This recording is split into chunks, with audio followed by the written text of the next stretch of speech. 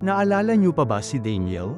Yung hinulog sa lungga ng leon, dahil lang sa pananalangin.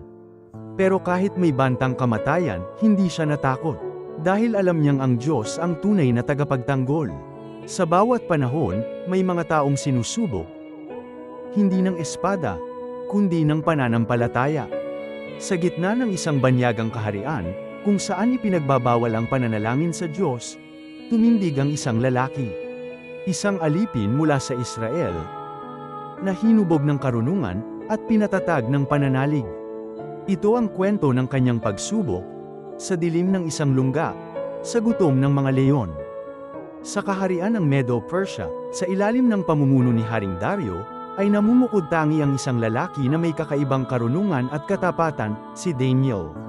Minahal siya ng hari, at binalak niyang gawing tagapamahala sa buong kaharian. Ngunit may mga naiinggit, kaya't gumawa sila ng isang panukala. Nilapitan nila ang hari at sinabi, at pinirmahan ng hari ang utos. Ngunit si Daniel, nang marinig ang kautusan, ay nagpatuloy sa kanyang ginagawa.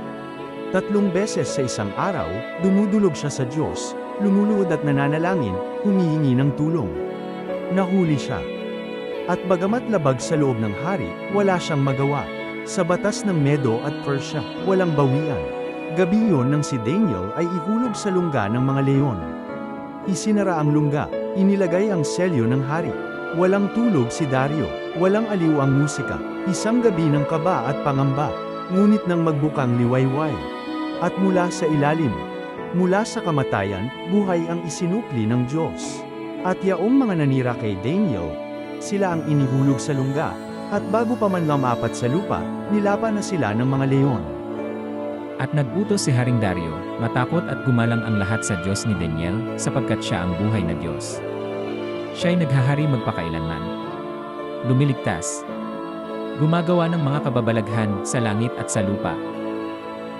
At hanggang ngayon, ang kwento ni Daniel ay paalala ng pananampalataya, katapatan, at ang kapangyarihan ng Diyos na nagliligtas sa gitna ng panganib. Maraming salamat po sa panunood.